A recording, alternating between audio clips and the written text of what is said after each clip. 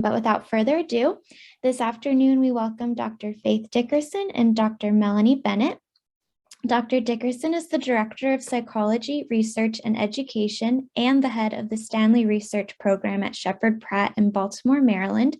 She has faculty appointments in the departments of psychiatry at the Johns Hopkins and University of Maryland Schools of Medicine. Her research is focused on interventions to increase longevity in persons with serious mental illness, including those to promote cessation from tobacco smoking. She initiated a clinical program for smoking cessation, which provides counseling to hospitalized adult patients at Sheppard Pratt who identify as smokers, funded by the Maryland Department of Health. She also directs studies focused on infectious and immunological factors associated with serious mental illness and suicidal behavior. And next, Dr. Melanie Bennett is a professor in the Department of Psychiatry at the University of Maryland School of Medicine. She conducts practice-based research to test and implement services that improve health, enhance community functioning, and support mental health recovery for individuals living with mental illness. A primary focus of her work has been developing intervention programs to help individuals living with mental illness reduce or stop smoking, drinking, and illegal drug use. She is especially interested in understanding how best to communicate with people in ways that help them change behaviors. Dr. Bennett is also involved in training mental health clinicians in Maryland in evidence-based practices for young adults who are experiencing a mental illness with psychosis. And so now I'll turn it over to you all to teach us all about people living with mental illness and how they can quit smoking. Thank you. Thank you so much. We're really pleased to be here. I'm Faith Dickerson, and Melanie Bennett will be participating a few minutes into the presentation. As you know, we're talking about people living with mental illness can quit smoking, a best practices update. We want to acknowledge our colleagues and collaborators. I'm going to advance the slide here. If we could. We can. Our colleagues at the Truth Initiative who are involved in one of our research programs. It's very exciting. Amanda Graham and Sarah Cha. Colleagues at the Johns Hopkins School of Medicine, with whom I'm working on another study about smoking cessation, Gail Dawman and Jen Janusa, our many colleagues at the University of Maryland at Baltimore, and we want to acknowledge our funding sources, and particularly appreciative to the Maryland Department of Health that has funded a smoking cessation program for our hospitalized patients, which has really been terrific. So what we're going to be focusing on today is challenges and strategies to address those challenges in smoking cessation for persons living with a serious mental illness. We're going to be describing a program to extend abstinence from tobacco smoking after a hospital stay. And we're also going to be telling you about approaches to smoking cessation treatment in the sort of traditional office-based outpatient setting, all of which are adapted for persons with serious mental illness or mental illness more generally. Okay, so turning to our first topic.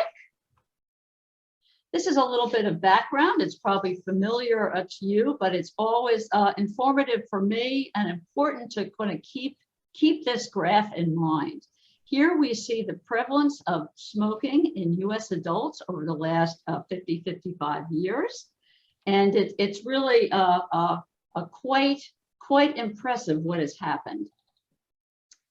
Back in 1965, that's around the time of the first Surgeon General's report, more than 40% of all US adults were smokers. And if you look at the chart carefully, you'll see that it's more than 50% of men. And since that time, and steadily, the rate of tobacco smoking has declined. In recent years, it's been about 14%, and it continues to decline. This is just an incredible success story. And it's due to public health initiatives, it's due to legislation, it's due to changes in public attitudes. And this has been a remarkable change, which has really improved the health of the US population, reducing deaths from cancer and many other illnesses. However, what's really striking is that people living with schizophrenia and people living with bipolar disorder have not fully benefited from this fabulous success story. In studies we've done at Shepherd Pratt, when we've asked people about their current tobacco smoking, we find that more than 60% of persons with schizophrenia identify themselves as tobacco smokers, and also about 40% of persons living with bipolar disorder identify themselves as tobacco smokers. So this is a huge disparity, and these people in these groups really are smoking at a rate that's kind of the way it was in the United States back in the 1960s. So we know that this is really a big problem. So just to turn briefly to smoking cessation treatments. Smoking cessation treatments for persons with mental illness are really the same as smoking cessation treatments for persons not living with a mental illness, but there are a few caveats that I want to mention. You know about the pharmacotherapies that have an indication for smoking cessation, nicotine replacement therapy, which comes in 5 forms, bupropion, also marketed as Wellbutrin or Zyban. And then there's varenicline that is marketed as Chantix. Now, bupropion and particularly varenicline have been really underutilized in persons with mental illness. And one could argue that varenicline is arguably the most effective smoking cessation medication. And one of the reasons that varenicline particularly has not been well utilized in persons living with mental health conditions is because there was a black box warning about the use of Chantix. And in fact, there was a concern, perhaps an understandable concern, that this medication contributed to neuropsychiatric side effects, agitation, and suicidality. But that black box warning has been removed both for Chantix and for Zyban. And it's been found through really, really careful studies that in fact, Chantix does not increase psychiatric side effects. And this was a really big change, and this black box warning was removed in 2016. And it was removed largely because of this large study that was done.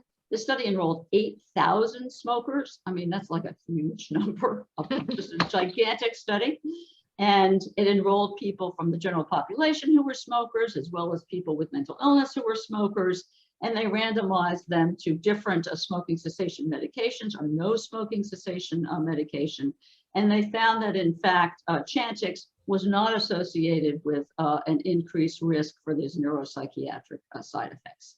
So that was really good news. But still, there's been pretty slow uptake of Chantix in this population.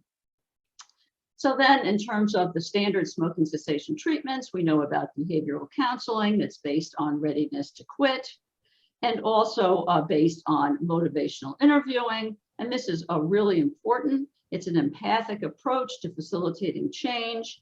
And I think it's really especially important for people living with mental health conditions who may be particularly ambivalent or have a lot of mixed feelings about quitting smoking. And we know that behavioral counseling is best focused on triggers for smoking, coping with withdrawal, setting a quit date, and that the evidence-based practice is the combination of pharmacotherapy and behavioral counseling. We know that there are programmatic interventions that can be important and very helpful for persons who are smokers, including those living with mental illness. And of course, we're all familiar with the quit line. But we know there are significant and maybe special challenges for achieving smoking cessation in persons with mental illness.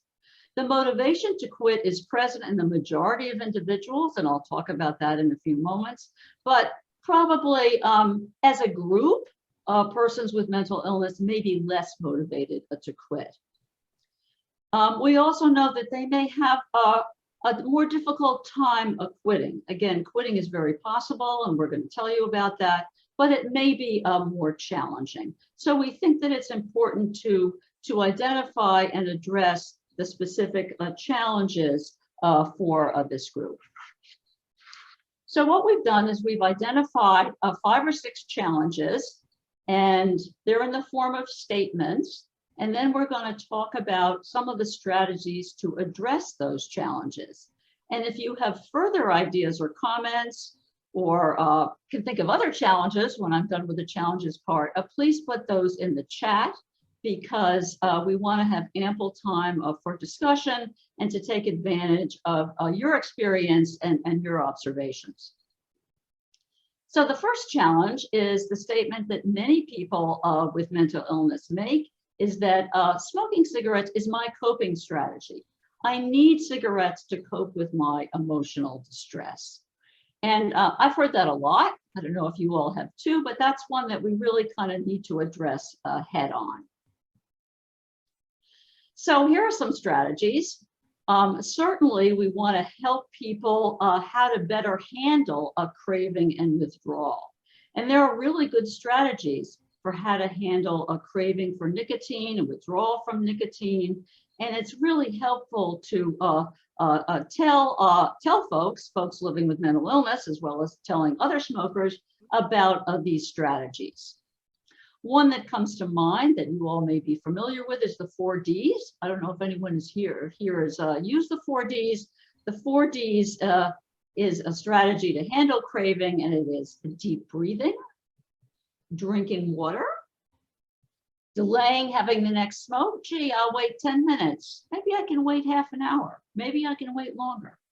And doing something else, something that's incompatible with smoking, using one's hands, or just getting out of the situation altogether. Certainly, we know there are other ways, better ways to cope with anxiety and distress than tobacco use. And mental health counselors and mental health therapists are really helpful in discussing these strategies with their clients. There's also an important point, a really important point that many people may not appreciate, is that quitting smoking in the long run actually leads to improved mental health. I mean, people think they're smoking to help with their symptoms. Well, it's kind of the opposite. In fact, studies have been done, and I'll tell you about them, that in the long run, people who quit smoking actually have improved mental health. So smoking is not a treatment, it's actually a problem. So here's a little more detail about what I was just talking about. And the idea, again, has persisted that somehow smoking helps with psychiatric symptoms. And conversely, that if a person were to quit smoking, somehow their mental illness might get worse. They might have a symptom exacerbation. They might wind up back in the hospital. And in fact, there is not evidence for those ideas, even though they're widely held, even among clinicians. And some of this is really due to a misunderstanding, and it's an understandable misunderstanding. It's that smokers go through cycles of withdrawal from nicotine that are relieved by smoking. And the smoker may misinterpret that relief from tobacco nicotine withdrawal as actually helping with the symptoms of mental illness. And we know that a nicotine withdrawal can involve feelings of agitation, anxiety, or restlessness. And when the person smokes again, those symptoms are temporarily better. And the person thinks, smoking is really helping with my mental illness. But in fact, it's addressing the nicotine withdrawal, not the symptoms of mental illness. There have also been studies done which have looked at the results of smoking cessation in persons, some of whom have mental illness and symptoms of depression and anxiety. And they've aggregated these studies in what we call a meta-analysis, where they put all the different studies together and the results kind of in one big pot and look at it together. And what these studies have shown in the aggregate is that stopping smoking is actually associated with improvements in the long term in depression, anxiety, stress, and certainly quality of life. And that this is true for people with mental illness, as well as for people in the general population who may have symptoms of anxiety and depression, but at a kind of a less severe level. So another challenge that is very common that I've heard a lot is I've tried to quit before and failed. And I feel very discouraged about trying to quit again. And we know that people with mental health conditions, that they've often tried to quit before and not been able to do so. And people may have very long histories of smoking. People may have smoked, for decades. And it's really part of their lifestyle and their daily routine. So people understandably feel discouraged about trying to quit at this point. So how do we respond to that challenge? Well, there are a number of strategies. I guess the first is to affirm that, yes, nicotine is very addictive. It is a very addictive substance, and it is hard to quit. It's hard for anybody to quit who's been a regular smoker. We also want to reassure folks that most smokers, whether or not they're living with a mental illness, have made multiple quit attempts, and that it's normal, quote unquote normal, to make several quit efforts before the person is able to quit for good. It's also really important to note that the evidence-based practice, or what we recommend, is the combination of counseling and smoking cessation medications. So many of our smokers overall, have just tried to quit cold turkey. I'm just going to give it up. I'm going to quit tomorrow.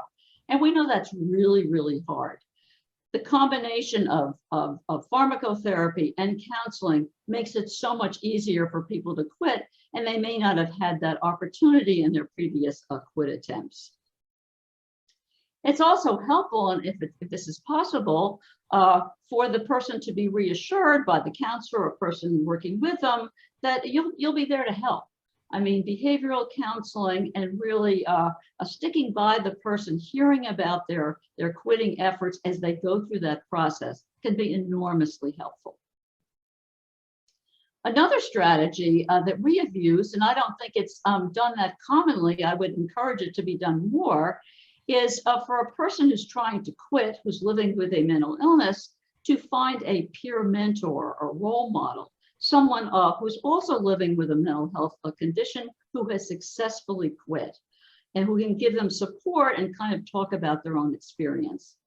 A few years ago, Melanie and I and Dr. DiClemente did a study where we actually had peer mentors who were involved with smokers at PRPs, psychiatric rehab programs, who were trying to quit. And I have to say, the quitting experience of the peer mentors was so inspirational for our smokers. So if there's a way to include peers, peer mentors, that also can be a way to address this challenge.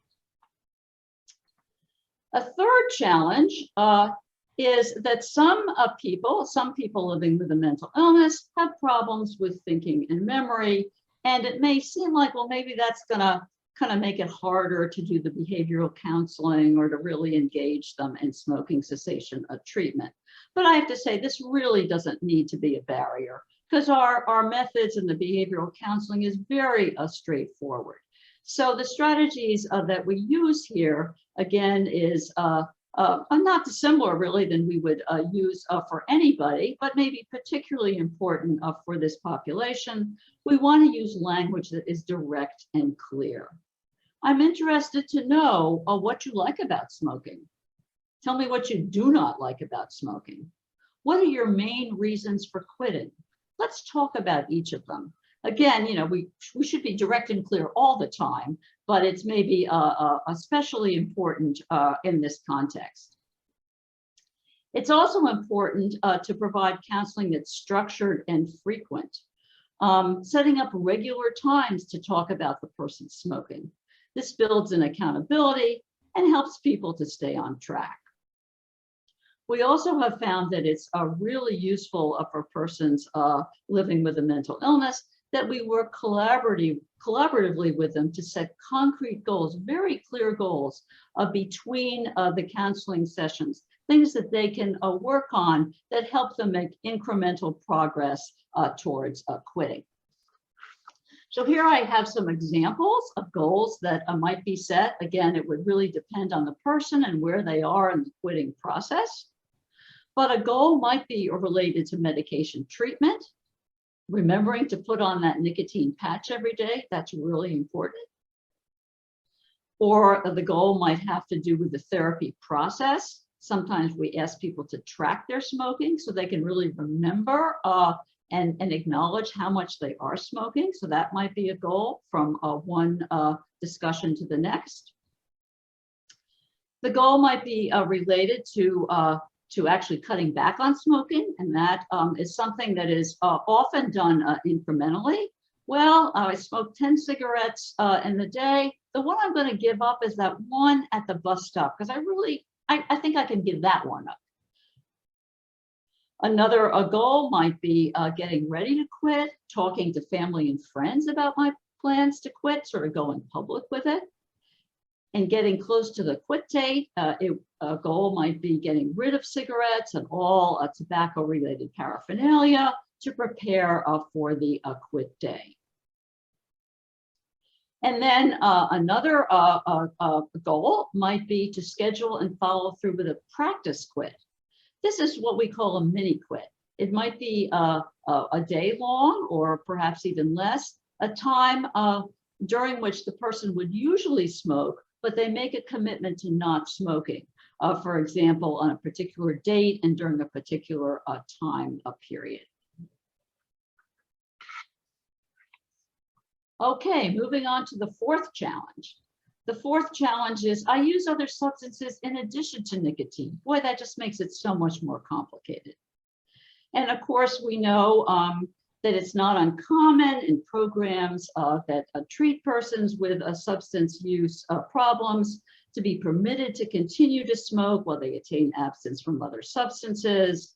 The idea that, oh, smoking's the least of your problem, don't worry about that. And we know that substance use programs have really lagged behind other mental health programs in offering smoking cessation treatment and imposing sort of restrictions in smoking. And there's actually another session right at this time that is addressing that issue. But we know that that's not the best approach, and that it's useful to quit smoking whether or not the person is continuing to use other substances.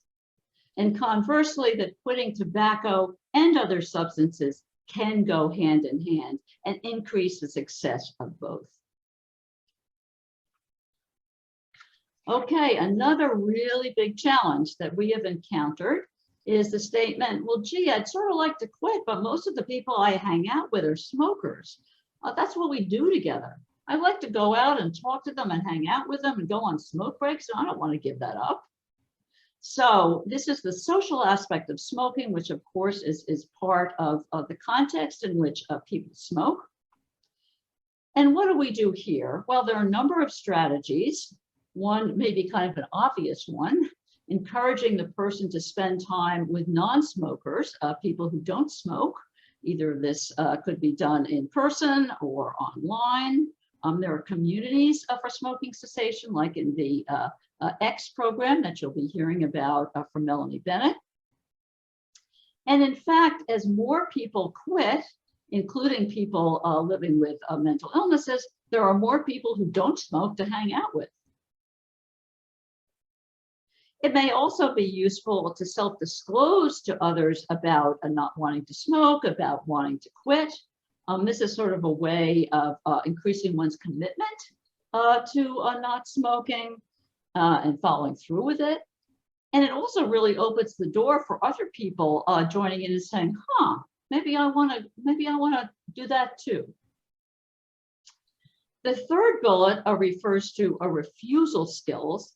And what this means is how to say no when being offered a cigarette or being asked to go out on a smoke break. And this may be sort of hard to deal with on the spot, but with practice ahead of time, a person can be ready to tactfully decline to smoke or go on a smoke break. Okay, so the sixth challenge is kind of pulling it all together.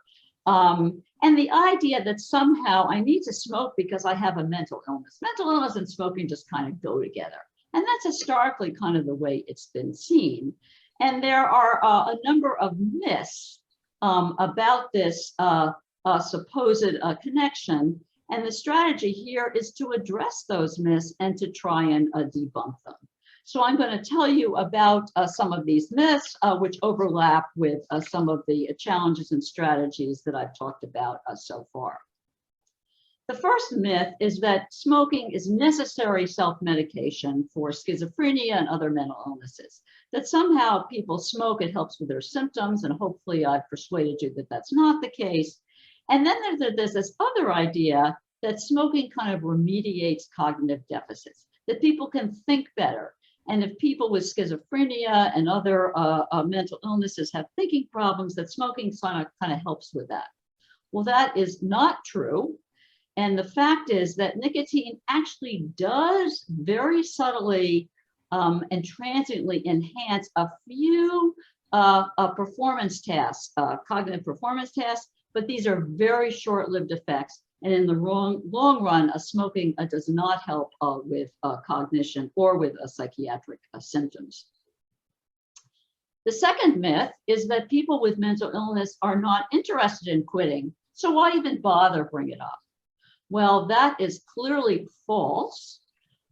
As I said initially, the motivation for people in this group overall may be a lower or a bit lower, but I can tell you in 2022, people living with mental health conditions understand the hazards of smoking and the dangers of smoking and the health adverse event, and many want to quit. In our large program of smoking cessation at Shepherd Pratt, in which we approach every person who's admitted to the hospital, to the psychiatric hospital, who identifies as a tobacco smoker, we have asked them, gee, are you interested in quitting? And the vast majority say they are interested in quitting. They may not know how or be ready to quit tomorrow, but most people, the vast majority, are interested in quitting. This next myth is also clearly false. And the myth is that, well, people with serious mental illness or mental illness in general, they may want to quit, but they can't. I mean, they're sort of hopelessly addicted. It's too much part of their lifestyle. They, why bother? And that is clearly not the case. There are now many clinical trials. Every month and year that goes by, there are more studies that have been done of persons with mental illnesses being offered and taking a smoking cessation treatment program and successfully quitting. There's one study that I've been involved with recently. It took place at Johns Hopkins. It hasn't been published yet, so I can't share the data, but we offered evidence-based smoking cessation treatment in psychiatric rehab programs around the state of Maryland. So these were real world settings. These were real people who came to the day programs and were interested in quitting, some even not that interested in quitting. And at the end of an 18-month period, 30% were abstinent from tobacco. So again, these results can really be fabulous, and this may not be appreciated. The fourth myth is the idea that quitting smoking worsens psychiatric symptoms, the idea that it's going to precipitate a psychotic relapse or make a person feel worse. And in fact, as I've mentioned before, studies have been done, very careful studies that are looking at people's psychiatric symptoms during the course of their quitting, and have found that as a group, people do not have an increase in psychiatric symptoms. And in fact, people overall report a life improvement after they have quit. And the final myth or misbelief is an important one to address, and I'm interested in your thoughts about it when we get to the discussion, is that smoking cessation treatment is not important in psychiatric care. Somehow it doesn't belong in mental health treatment. It belongs in primary care, or people who are just on their own call the quit line. But in fact, that idea is really changing. I think there's a natural connection between a smoking cessation treatment and mental health treatment settings. I'll be talking about that in the third part of this talk. There have been a number of initiatives to bring smoking cessation treatment to mental health care, although it is certainly not a standard at this point.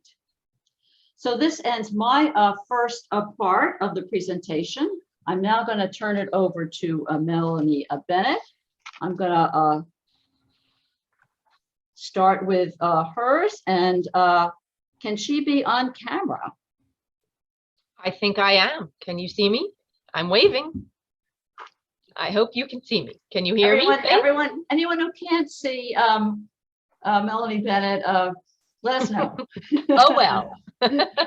So I'm going to take the next section about extending abstinence from smoking after a psychiatric hospital admission. Faith, next slide, please.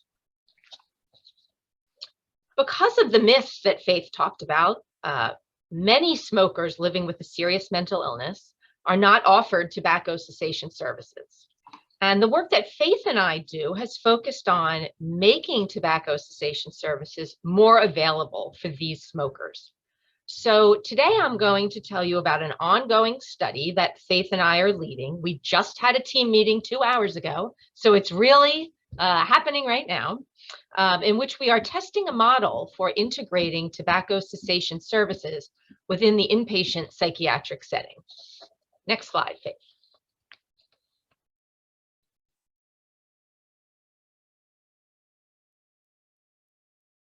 Can you give me the next slide?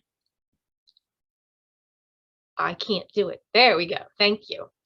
So the hospital is an optimal setting in which to provide tobacco cessation services.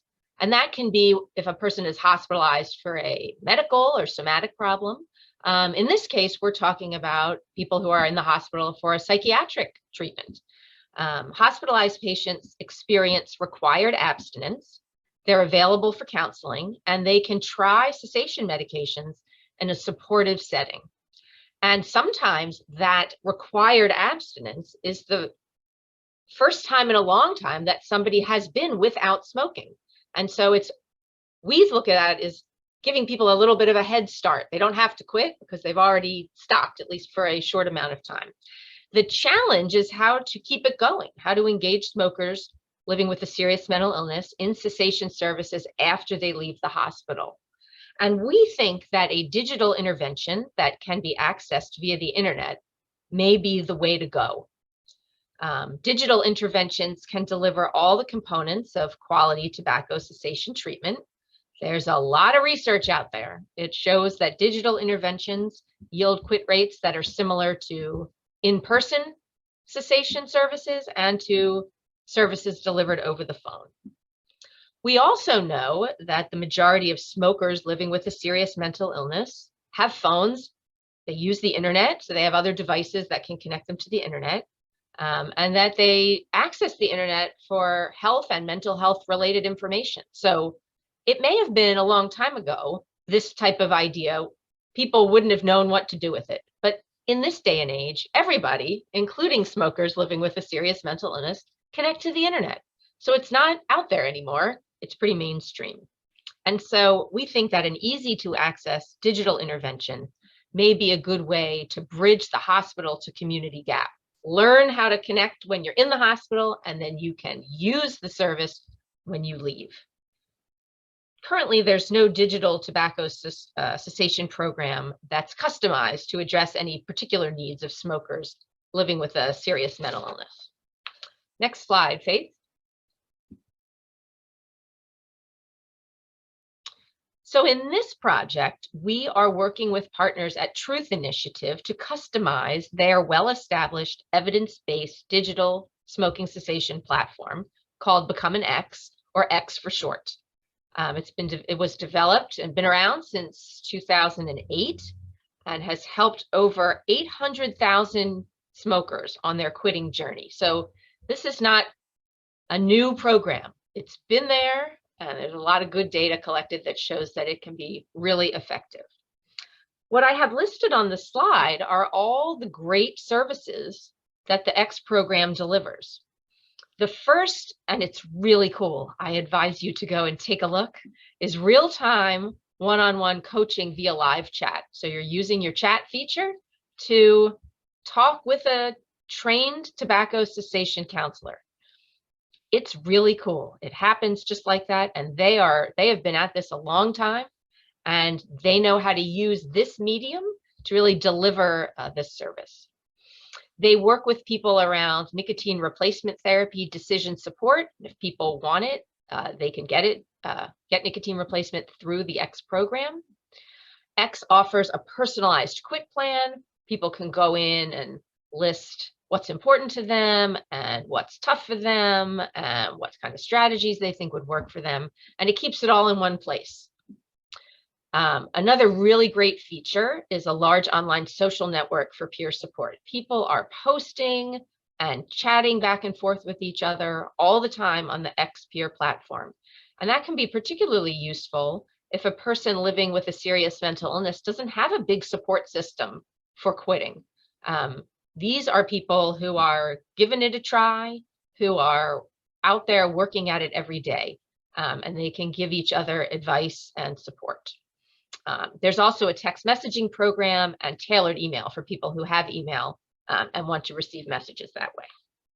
Next slide.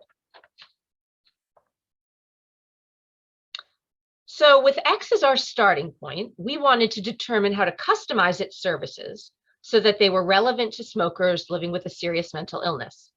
It's also important for us to figure out how to engage people with X when they're in the inpatient psychiatric setting.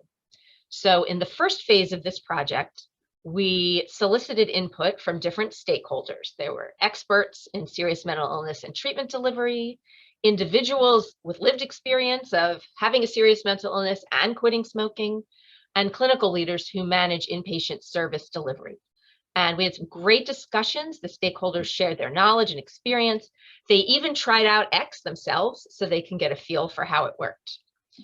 We also conducted usability testing with 10 hospitalized smokers. You can see a little bit about the demographics of our small sample.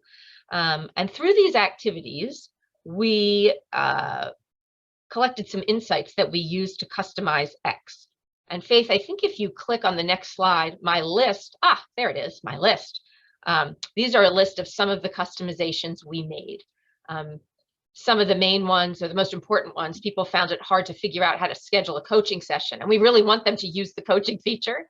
So we've done some work. Well, we haven't done the work. Faith and I, our partners at Truth Initiative, have done some work to make that easier to find, also to make the mental health content easier to find. And we are in the process of adding testimonial videos from people with lived experience, both of serious mental illness and of quitting smoking, so that when people with serious mental illness use X, they can see videos that speak to them. Next slide, please. After making these customizations, we began the second phase of the project, which is a clinical demonstration, trying to figure out how to do this in the inpatient setting. So we'll be recruiting 20 smokers with a serious mental illness. We have 6 to date, so slowly but surely. And everybody receives 2 meetings to learn and practice using X. Basically, in meeting 1, after a brief discussion about motivations to stay quit, we register people with X. We help them work through the X quit plan. That's sort of a central activity, and it gets all their thinking into the plan. And then we review all the things that X does, the text messaging. We have them engage with a coach, and they can do some digital back and forth. And we have them engage with the community. They can even leave a post if they want to. In the second meeting, we review the X plan. We review everything we went over in the first meeting. And then we have a brief discussion of how can you use this in your life when you leave the hospital and return home. We do call people twice after they leave the hospital, just in case there's any technical, problems that they're having. So it's not that they are choosing not to use X, but they can't figure out how to do it, or they forget their password, or they forget how to access it. So we have a couple problem-solving phone calls like that. So as I said, we have 6 people to date, and so far, all of our 6 participants have used X. I believe all of them have used it at least once after they've left the hospital. There's one person who has continued to use X after more than 100 days of being registered. So that's pretty exciting.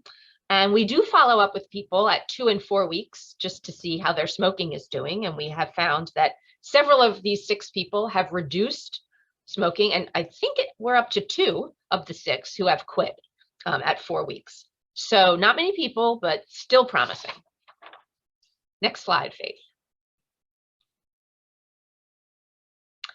Eventually, we will progress to the third phase of the study, which is a randomized trial in which 90 participants will be randomized to X while they're in the hospital or usual care. And you see what we are including as usual care here. It's what's done on the units where we're conducting the study. And we're going to follow people for 3 months. We're going to see, do people use, can we do it? Can we do it with this big a sample? Will people use it? And then, of course, the real bread and butter of this is, does it help people quit smoking? So we look forward to returning here sometime with all of our data and hopefully some exciting results. Faith, I will throw it back to you. Great, thanks so much. Getting me more excited hearing about it. So I'm going to just end, and this is going to be a brief discussion about persons who are engaged in smoking cessation treatment and more routine outpatient mental health settings. So Melanie talked about how we are undertaking this in the hospital, which is kind of a special opportunity because people are already abstinent, but we know the vast majority of patients are not in the hospital and they're in outpatient treatment. And how might we integrate smoking cessation treatment with regular mental health care? So here briefly, we don't need to go into this in much detail. These are the 4 steps to helping people quit smoking. First is asking them if they smoke, and if they do smoke, their willingness to quit. Then we want to engage them in a discussion about their smoking and remind people that quitting smoking is the best thing they can do for their health. Then we want to discuss treatment options. And those options, as you know, in the third step here, involve behavioral counseling and smoking cessation medications. So we want to make sure that we both offer and then are able to deliver those two. It's a little complicated with smoking cessation treatment because we feel strongly, and the evidence suggests that both are important. So there may be 2 different providers. And then, of course, following up with people during the quit process and continuing after the person has made a successful quit. Hopefully they will, because we know that support and counseling to prevent relapse are important, and certainly continuing smoking cessation medications may also be very important even after the person has quit. So there are 2 basic approaches to quitting that we outline very clearly. One that's sort of standard is to set a quit date, and we all know about that, a specific date after which the person will not smoke, usually within a month from when you're having the discussion, specific steps to prepare for the quit, and then checking in routinely both before and after the quit attempt. Another strategy that's similar but a little bit different is called reduce and quit. This is like the idea of quitting, say, of reducing 50% over 4 weeks, then maybe another 50% of cigarettes over the next 4 weeks, continuing to reduce, and then finally quitting and setting a quit date within 3 months. So that's a little more gradual and maybe more palatable to people who are really ambivalent about smoking and really worried that they're going to be able to do it. And as part of each of those strategies, we might also suggest scheduling a practice quit. I alluded to that before. People who aren't ready to set a quit date or really kind of scared that they're going to be able to quit, this is a specific period of time, might be a day, for example, when they don't quit and practice not smoking with specific strategies that they've worked out in advance. But then the idea is this isn't irrevocable, it's not forever. But then they can maybe build on this as they move towards quitting. So we know that a cessation treatment in outpatient mental health is challenging, and that very few smokers, people living with a mental health condition, actually receive evidence-based smoking cessation treatment. Very few receive it in a mental health center, and also many don't receive it in other medical care settings either. And we would argue that the mental health center really is a logical setting in which to provide this treatment. Mental health clinicians have ongoing relationships with clients. People often come into the mental health center frequently and are seen frequently, either weekly or monthly. and that the treatment of smoking and tobacco use kind of overlaps with that of other problems in terms of dealing with anxiety and distress and setting behavioral goals. Well, we know there are a lot of challenges here as well. Many clinicians, believe in those myths that I was telling you about. They assume that clients do not want to quit or they can't quit, so we have to debunk those myths with our colleagues. Also, clinicians may not really have much information, much knowledge. It wasn't part of their training to address smoking cessation, so they may not really have the tools to easily provide this. And also many clinics don't have the infrastructure, the data infrastructure to track who's smoking and readiness to quit. And it really works better if you can sort of track this information over time. So we feel that these barriers can be addressed with implementation support. And towards that end, we are carrying out a study called IMPACT, Implementing Action for Cessation Treatment. And in this study, we're pilot testing an implementation intervention to deliver smoking cessation treatment in mental health clinics. We're working with 4 or 5, hopefully 5 clinics in Maryland. We're right in the middle of the study now, so it's ongoing, and we're dealing with all of the issues that have come up. Each clinic is involved for 1 year, and we're looking at changes over that 1-year period. And this study is part of a larger research enterprise, a research center that is headed by Gail Dawmett at the University of, at Johns Hopkins University School of Medicine. So what are we looking at in this IMPACT study? What are we measuring at the beginning and at the end? What would we like to see change? Well, we're looking at clinicians' knowledge about smoking cessation, about how effective they feel they can be in delivering a smoking cessation treatment. And then we're looking actually at the percentage of clients at the mental health clinic who receive this evidence-based treatment. The percentage who actually are assessed for their tobacco smoking. For those who do smoke, how many are assessed in terms of their willingness to quit. Offering and delivering behavioral counseling for those interested in quitting. And also offering and prescribing pharmacotherapy for those interested in quitting. And the 5th item here is a little bit different, but one which we're also seeking to implement, which is offering a smoking cessation treatment even for those who aren't interested in quitting. And this is in the form of a 1-month trial of Chantix, of varenicline. And the idea here is that by having a person take this medication, even while they're smoking, it's likely to reduce their cravings, reduce their enjoyment of smoking, and it may help them feel more motivated for quitting. So we have behavioral counseling sessions that are a part of this program. Of course, they're based on motivational interviewing, which we've talked about. Sessions can be sort of on their own just about smoking, or they might be part of a regular therapy session. And the latter is sort of more typical because it's hard to set aside a separate time just to talk about smoking. The discussion might be pretty brief, 10 minutes might be fine to check in with a person about their smoking and their smoking cessation plan. We have a guide with topics and how might one talk about these topics, but in fact, the clinician can use that guide sort of as they wish, because it really depends on where the person is at in terms of their quitting. And each session includes asking about their current smoking, about the smoking cessation medication, and setting one of those concrete goals that I mentioned before. So how are we implementing this program? Well, we're providing a lot of training.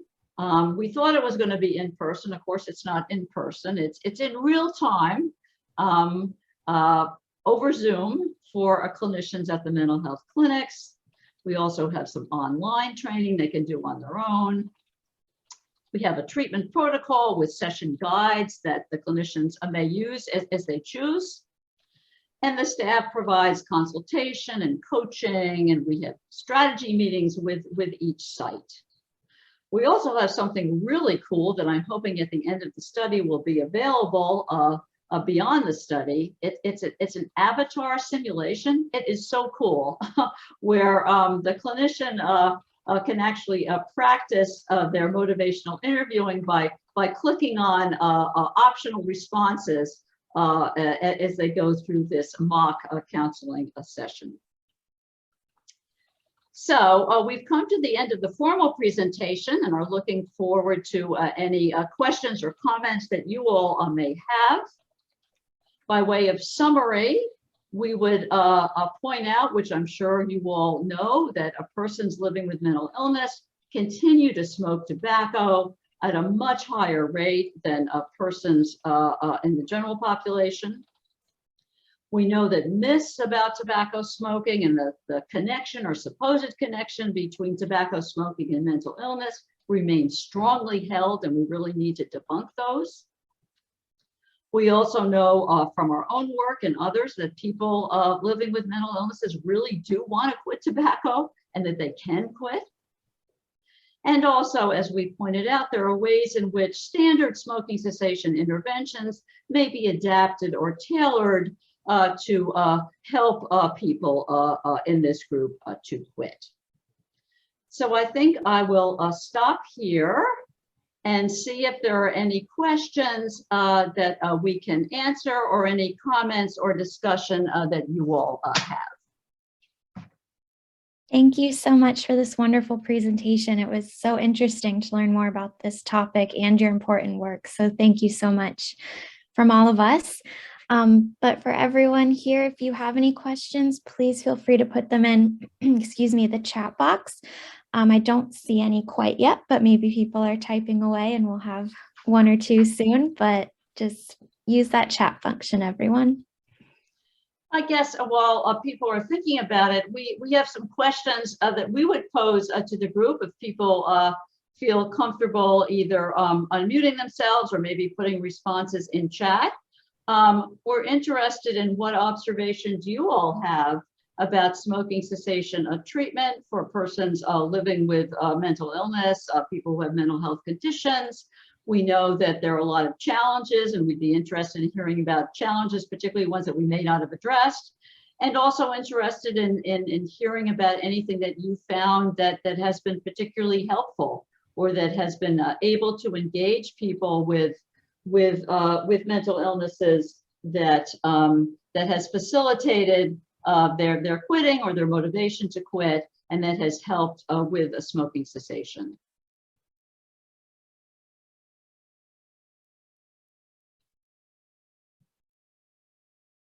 I don't want to take anybody else's turn away, but I have an answer to Faith. So I'm going to share it. One thing that I find helpful that's easy and any of us can do, I'm 100% sure that any of us can do it, is if we're working with a patient who smokes, just ask them about it. Sometimes you don't have to do a ton more than that. And I think we ignore this problem, but it's there, it's like right there at the surface. If you were to say, I notice you're a smoker, have you ever thought of quitting? That might be all you have to do to broach this subject. And the person may be thrilled to talk about it, yet nobody's ever asked me that. I would really like to quit. Or the reverse. You get the hands. I don't want to talk about that. Whatever reaction, it's all fine. So that would be my tip. The next person you work with who's a smoker, or the next group that you're training and you know they're going to work with smokers, support them in asking people routinely, I see you're a smoker. Have you ever thought of quitting? And I would piggyback on what Melanie just mentioned, and it seems so obvious, but one that a lot of us didn't used to do is to start off with, if they say, oh, I'm a smoker, I really want to stay a smoker. So going with that and saying, okay, tell us what you like about smoking. Not saying, oh, it's bad and you should quit, that's awful, but saying, okay, I get it. What do you like about smoking? And they'll usually come up with some things because people smoke because there's something good about it, they think. But then turning to the next question, which is, well, are there any things maybe you don't like so much about smoking? And invariably, people, after they've told you how much they like to smoke, will usually talk about things they don't like about smoking. And that can really kind of open up this motivational interview and kind of discussion that Melanie was alluding to. Yes, and in our chat, we see that some people are suggesting just telling people that you believe that they can do it can be really helpful, as well as providing resources, even if the person is not ready to start or to stop smoking, excuse me, at that time. And just someone reiterating that, yes, people can try things out even if they don't want to quit at that moment. Yes. So that was me, the yes. I think that's so important. That's a great suggestion, because sometimes people will say, no, I don't want to do it. And we stop talking about it. And if you follow that with a question like, okay, what would it look like when you are ready to quit?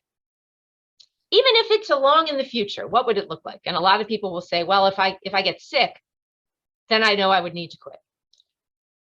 Okay, instead of trying to fix that belief, I often will say something like, okay, then let's get you ready. So when the time comes, you will know what works for you, what sorts of strategies. And then we start planning for the future and trying things out. And that's where providing resources can be. So let's try the gum so you can get good at it.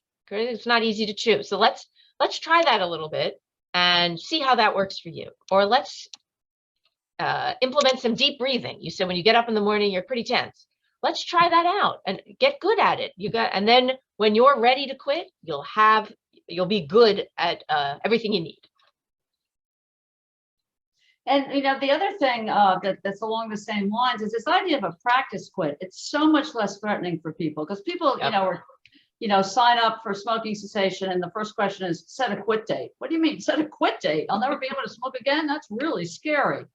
But a practice quit, is a very reasonable way to kind of get your feet wet, so to speak, and just try it out.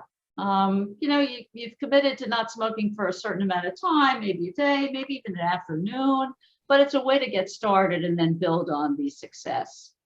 And like one of the comments that was made a few minutes ago is just kind of reinforcing the idea that yeah, you can do it, and providing that kind of support, because we know that people can, even though a lot of attitudes indicate otherwise. Yeah, I agree with that 100%. People who smoke spend a lot of time not smoking. They don't think about it that way, but nowadays it's very hard to be able to smoke. If you go out and you're busy on a particular day, many of the places you go, you can't smoke. So when I work with people on a practice quit, the first time I let them design it. It could be for 10 minutes. I don't care. As long as we identify when it is and a strategy for not smoking during that period of time. And sometimes I'll even, I'll encourage people to say, okay, so tomorrow you have this appointment, and then you're going to see this person, and then you're going here. How long do you think that'll take? 3 hours. Okay, well, you're going to be inside in these places. Will you be able to smoke? No. Okay, that's going to be your first mini practice quit, which they didn't even think about. Oh yeah, I spend large chunks of my day not smoking. So it's easy to build in a practice quit when they can't smoke anyway, and that's a good way to structure it. Yeah. Good way to start. Then you got something to build on. Somebody comes in and says, well, I was busy all day for that 3 hours, so I didn't smoke. Well, that is excellent news. Now, how do we make it a little harder? Or how do we make it when, you have some time, build in some time where you have a choice, right? And you could smoke and then you don't. But don't be afraid to start with what's not very complicated, because it's the starting that you want to do. It doesn't have to be all fancy pants. You just want to start talking about it, start trying things.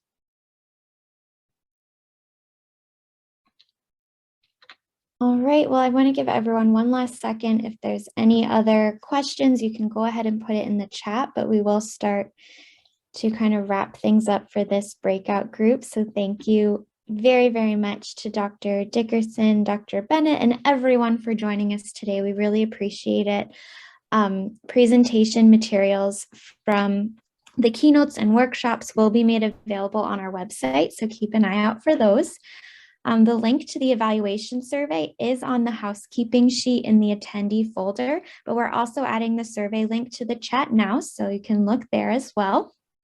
Your feedback will be used to help us plan for future conferences, and we ask that you please complete the evaluation survey by tomorrow, January 28th, to receive a certificate of participation. And these certificates will be sent to the email that you provided during registration in a few weeks, and we really appreciate your patience on that. And also, if you have any other questions, please feel free to email us at info@marylandtcrc.org. And once again, thank you so much to our presenters and to all of you for joining us today. And we hope that you enjoyed your time with us. So thank you very much.